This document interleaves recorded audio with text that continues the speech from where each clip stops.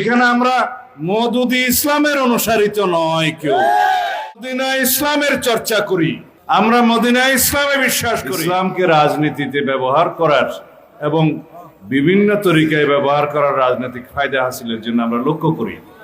ইদানিং সেটা আরো বেশি লক্ষ্য করি। এই জন্যে যে একটি রাজনৈতিক দল তারা নির্বাচনের স্বার্থে, রাজনীতির স্বার্থে ইসলামকে ব্যবহার করে জাতির মধ্যে বিভক্তি নিয়ে আসতে চায়, বিশেষ করে ইসলামের ক্ষতি করতে চায়। আমরা বাংলাদেশে শতকরা 90 থেকে 92 ভাগ মানুষ মুসলমান।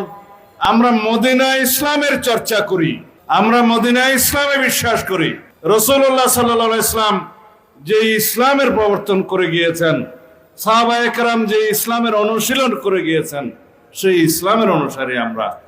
এখানে আমরা মওদুদি ইসলামের অনুসারিত নয় কেউ।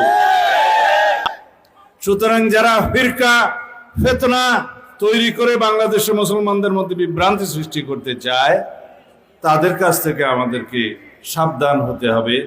বাংলাদেশের মুসলমানকে সহি দ্বীনি ইলম অর্জন এবং অনুশীলনের রাস্তা উন্মুক্ত করে দিতে হবে।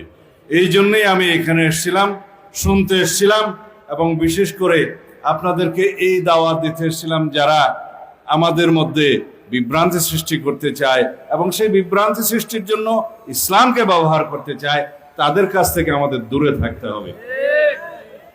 এখানে কোনো রাজনীতি নয়। আমি তো পয়লাই বলেছি যে আমাদের হচ্ছে পয়লা দিন বাদ মে দুনিয়া।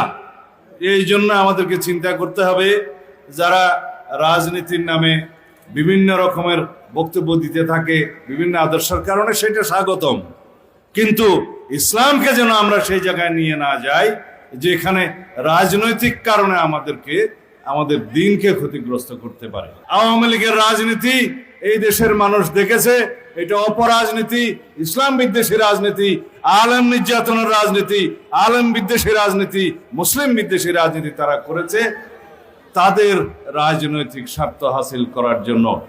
আল্লাহর হুকুম কিভাবে তারা বিদায় নিয়েছে, এই দেশে তাদের রাজনীতি কিভাবে সমাপ্ত হয়েছে, আমরা সবাই সাক্ষী, ইতিহাস সাক্ষী। সুতরাং আমরা এমনভাবে রাজনীতি করি, এমনভাবে আমাদের দলীয় চর্চা করি, এমনভাবে আমরা আগামী দিনে রাজনৈতিক চর্চা করি যাতে আমাদের ভালো আদর্শ স্থাপিত হয় এবং ভালো আদর্শের মধ্য দিয়ে আওয়ামী ফেসিবাদী তথাকথিত অপরাজনৈতিক সংস্কৃতি বিলুপ্ত হয়। এই জন্যই আমাদেরকে সঠিক পথের রাজনীতি করতে হবে, আদর্শিক রাজনীতি করতে হবে, ভালো রাজনীতির সংস্কৃতির চর্চা করতে হবে, বহাল করতে হবে। তার মধ্য দিয়ে একমাত্র বাংলাদেশে অপরাজনীতি বিদায় হবে, সমূলে বিদায় হবে, আদর্শিক রাজনীতি প্রতিষ্ঠিত